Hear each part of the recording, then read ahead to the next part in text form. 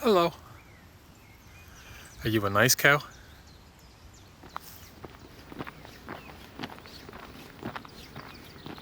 Fáilte go mba físeán. Today I am in Mullameen in Westmeath, heading up to the highest point of the county, which is something like 270 metres or something like that. The reason for me being in County Westmeath today is to head to Loch Derravara, meaning the Loch of the Oak Trees. It is famed for its connection with the famous myth, the faith of the Children of Lir, where the king and god of the sea, Lir's 4 children, are turned into swans by their stepmother for 900 years. So why am I going up to the hill of Mullameen through the forest, which is about 6-ish kilometres north of Loch Derravara? I had some time before I headed up there.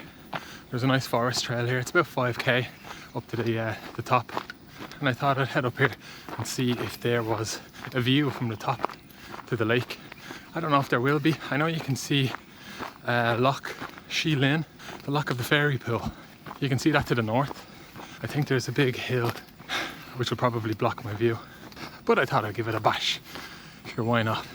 Plus, I'm walking through a nice beech forest that was planted, I think, around 100 years ago, maybe the 1930s or so. And it's very nice. It's nice to not walk through a Sitka spruce monoculture plantation for once.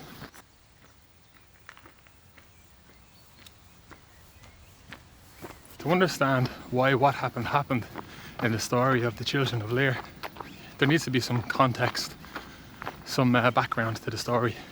And this story begins during the transition of High Kings in Ireland.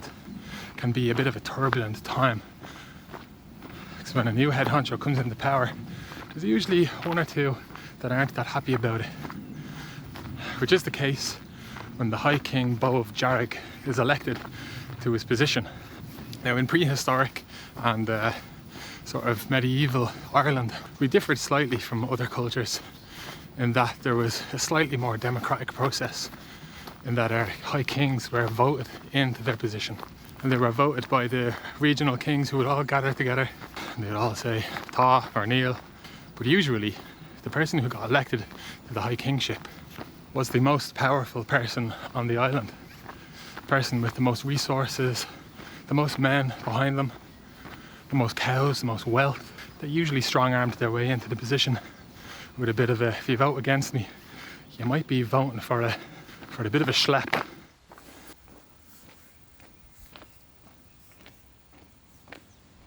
Keep in mind that all of these people are the ancient gods, the gods of the Tuatha De Danann. Bov Jarrig was a god of poetry and wisdom, and his father, who was the previous king, he was the Dagda. The Dagda was the All-Father God, who Loch Derg is named after, which is where the court of Bov Jarrig was. Not Loch Derg in Donegal, but the Loch Derg southwest.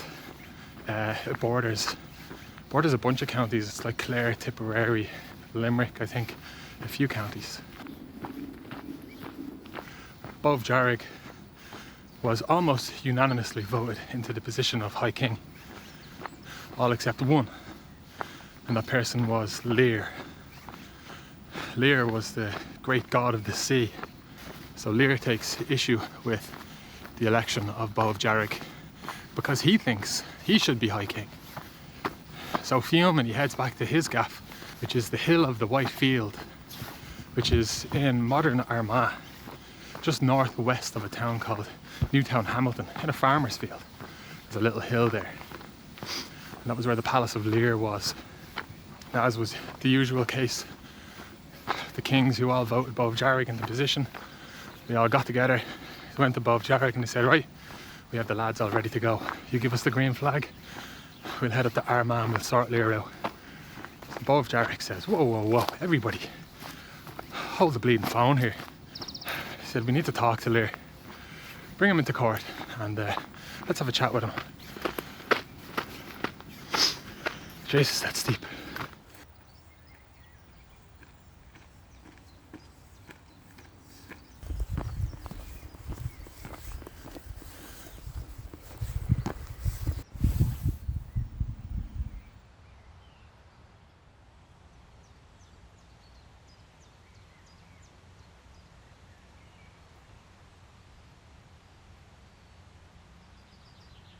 Well, no view of the lake, unfortunately. I'm running out of time a little bit. I got here kind of late today, and I still have to travel to Loch Derravara, which is only 20 minutes away, but the sun will be coming down soon enough. Now, where was I?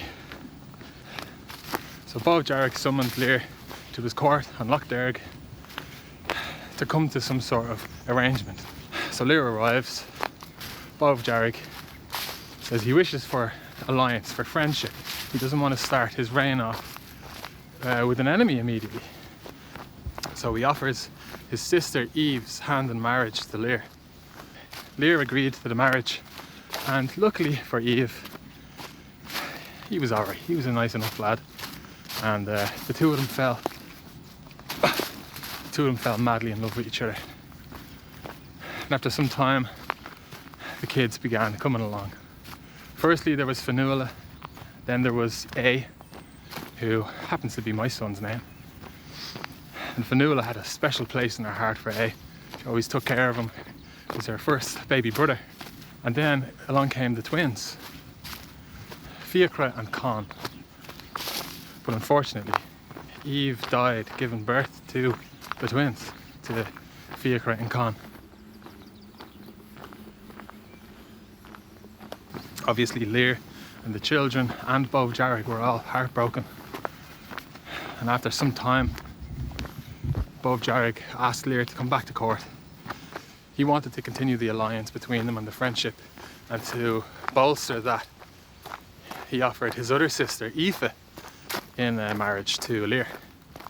So off they went and they got married, and everything was great for a little while. Keep us in bits. I guess they haven't gotten to this bit of the forest yet.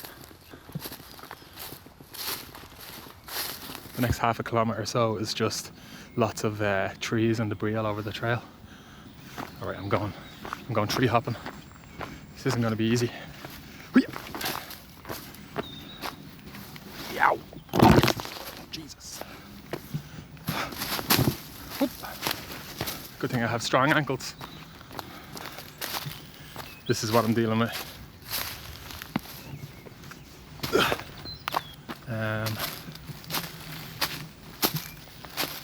Man, the force to bring these trees down. This is bad. There should have been a... oh, actually, there was a sign at the car park that said something about limited access. Okay, I gotta find my way through this tree graveyard. This is insane.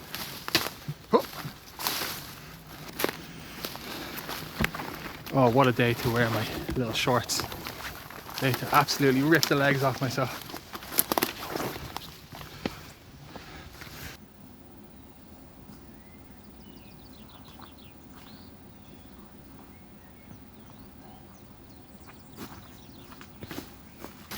Oh, I see path. Yes. My God.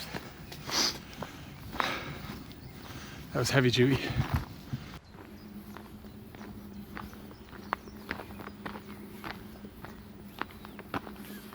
After some time, Aoife began to realise that the love Lir had for his children could never be topped, and this grated on Aoife as she was known for having a jealous streak.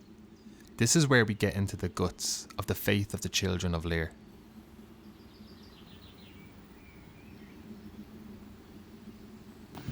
A good bit into the marriage of Aoife and Lir, Aoife asks all of Lir's children if they'd like to go to Loch Derravara for the day. Surrounded by big hills and forests. They can have a picnic and swim, and sounds like a class time. Just have a bit of crack. All the kids jump at the idea. So they hop into a chariot. They head from Armagh down to Westmeath, probably passing through here at Mullameen on the way, and they arrive at Loch Derravara.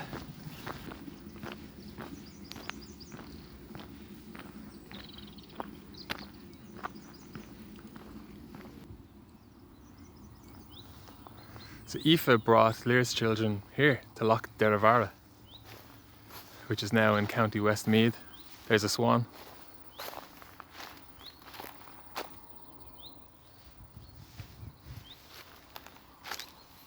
And all of Lir's children hopped out of the chariot and they ran over to the lake and jumped in and started splashing around and swimming and having a bit of crack as little kids do, fair enough. However, Aoife had other ideas.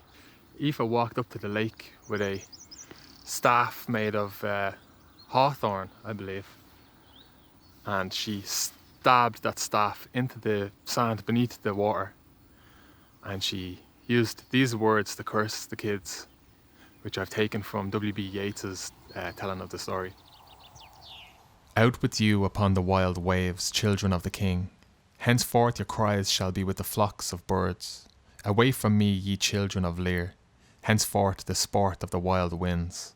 Until Larganan and Dioch come together, until ye are on the northwest of Red Erin. The children were cursed to spend 300 years on 3 bodies of water in Ireland, only to be freed after by the sound of bells. So they managed to resist part of the curse, so they retained their voices in speech and in song. Aoife then fled to Bov Jarrig's court, and Lir got word that the children weren't with her. So Lir travelled to Loch Derg to the court of Bov Jarrig, and they had sort of a trial.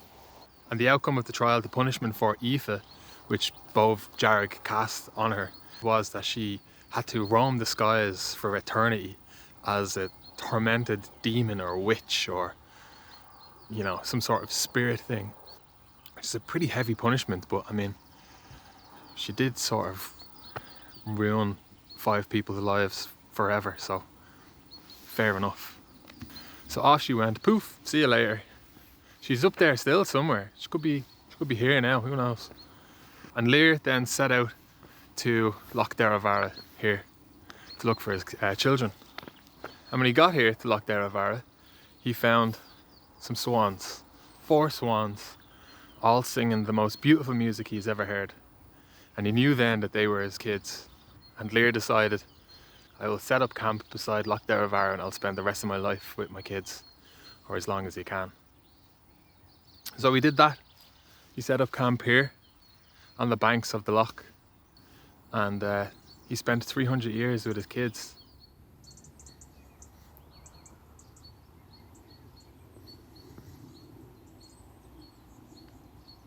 It's getting pretty dark now, so I'm assuming the quality is going to be dipping a bit. In the footsteps of Lir, I'm camping beside the lake tonight, though not for 300 years, and not quite the same manner as I would normally camp.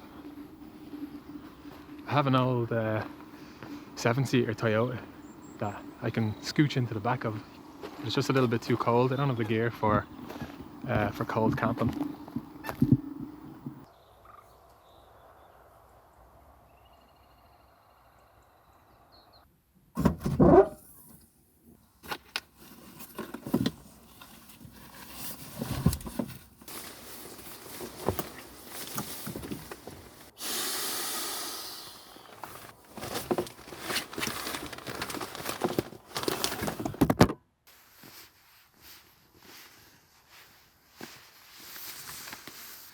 Got my little labba.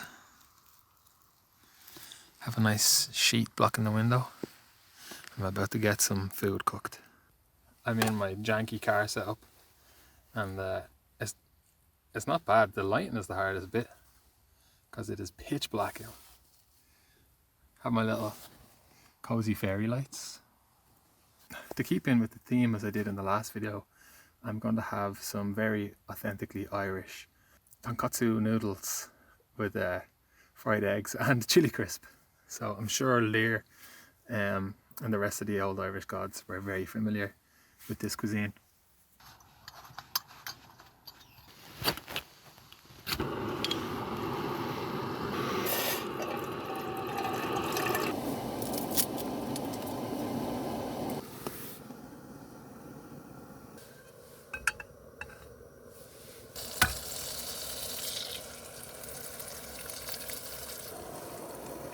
This is jankiest This is janky as fuck.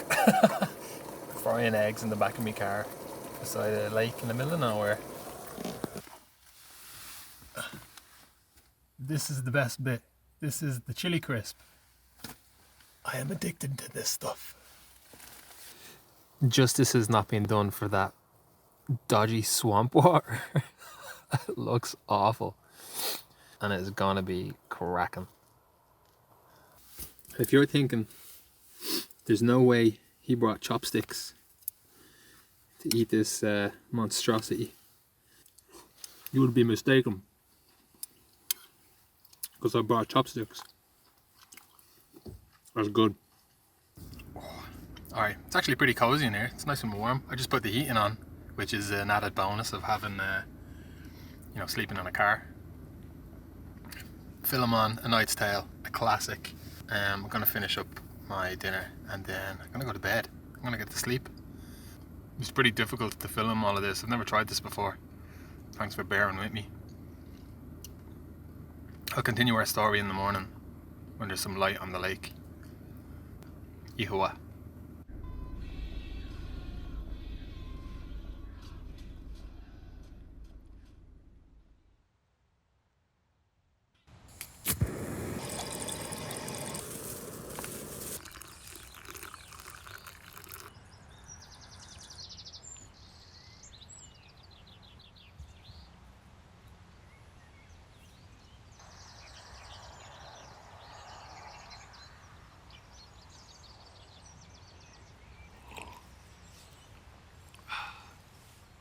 Badin what, Carja? I survived the night in the car. I was a little bit worried last night because last night was, well, today is St. Patrick's Day. It's St. Patrick's Day, but last night would have been the one that people were out lurking in the streets. Often what you get in Ireland is groups of people gathering in car parks and just playing music and hanging out and messing and whatever, especially in like sort of rural scenic spaces, which is grand as long as they clean up after themselves. You're closer to civilization, so there's more chances of there being people around than if you were camping in the wild. But you also are in your own safe little space with locked doors, and it's kind of a toss-up because you're probably going to see some people, but they're just going to look at it and think it's a car. Nobody thinks, oh, I bet you there's somebody sleeping in the back of that car, you know? Unless they see fairy lights and somebody watching A Knight's Tale on the back of it, then maybe they will.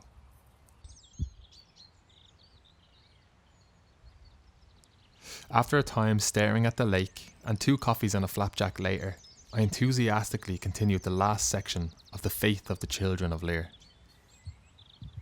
Over that 300 years where Lir was camped here, a war had taken place in Ireland. There had been a transition in the leadership here between the Milesians, the Gaels, the Irish people, and the Tuatha De Danann, who were the gods, the old gods. And the Milesians, they defeated the Tuatha De Danann and they sent them into the other half of Ireland, as it said, which was the underworld. But Lir remained here, and during that time, the Gaels, the Milesians, they used to travel to this loch to hear these mythical swans singing their beautiful music. And that's sort of the only bright spark in this story, the time that the children were able to spend with Lir here.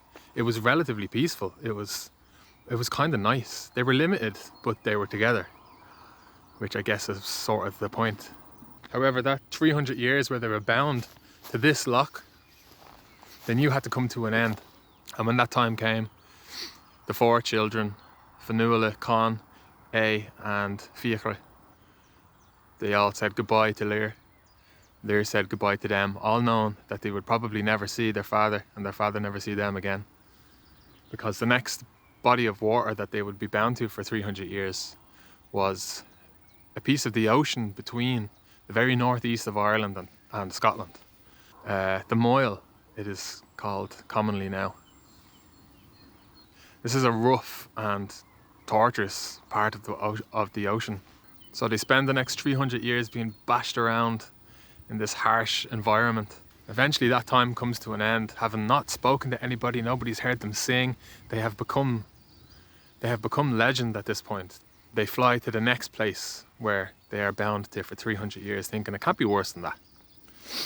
They fly to a place in the north of Mayo, beside an island called Inishglora, I think it's called. And there they find conditions fairly similar to the ones they just spent the last 300 years in. It's said that there was a period where it was so cold and icy that they were frozen into the sea. So 300 years of that passed. And eventually they found themselves not bound to the water anymore. They could take flight. They could finally get to some land. So they took off, and the first place they went was the Hill of the White Field, back to their old home in Armagh. When they got there, after almost 1,000 years, they found no Lir, no palace. It was gone, it was in rubble. They take up flight once again and they head back towards where they came from, back towards North Mayo. And on the way there, they hear bells ringing, not knowing what else to do, feeling a bit lost. They head towards the bells. They see the bells are coming from a building that they don't recognise. It's an odd stone building. And during that 900 years where they were bound to waters, not talking to any humans, Lir, his ancestors, their family, they were old news in Ireland now. And when they arrived outside of this building, they landed and they couldn't help themselves. They started singing along with the bells as they rang. And out walks from the building a man named Mochuivog. And Mochuivog instantly knew these are the legendary Children of Lir. He brought them inside the presumably monastery and looked after them. He asked them, tell me what's been happening to you for the last 900 years. Everybody knows about you. And in the time that the swans spent in this monastery talking to Mochuivog, word had gotten out that the famous Children of Lir were here in this monastery in Connacht.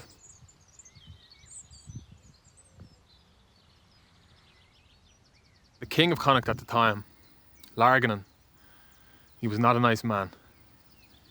And he travelled to this monastery to get the swans for himself, so he could hear them sing on demand and keep them as pets, basically. So he bust in the door of the monastery, demanding that he take these swans. And he grabbed the swans by the neck, and as soon as his skin touched their feathers, they began transforming back into children again. And obviously everybody kind of freaked out a little bit. But then as soon as they became little kids again, the 900 years came upon them within a minute. They soon turned to adults, middle-aged, elderly, and then beyond elderly. They started to crumble. Their bones started to crack and disintegrate beneath them. And Fionnuala, the leader of the four of them, realising this is it, they were about to die, she turned to Mochuivog and she said, please bury us with Con and Fiachar at my sides and A upon my chest, so as though she could care for them in whatever came next. That's just heartbreaking stuff. So they died, and Mochuivog kept the promise and buried them there as she wished. And that was the fate of the Children of Lir. There's no happy ending there. There's a story of death and punishment and torture and misery. Us Irish, we love a bit of misery, alright? Saying goodbye to my little swan pals. I've been here since last night. That's my time here at Loch Derravara, the Lake of the Oaks. It is a lake with a bit of a vibe to it, especially when you see the swans here. I could be into this car camping lark, but for now, slán go fóill, and I will see you somewhere else in Ireland looking for some old mythological stuff. Maybe camping in a car, maybe camping in a tent, maybe just on a hike, who knows. But anyway, see you then. Slán.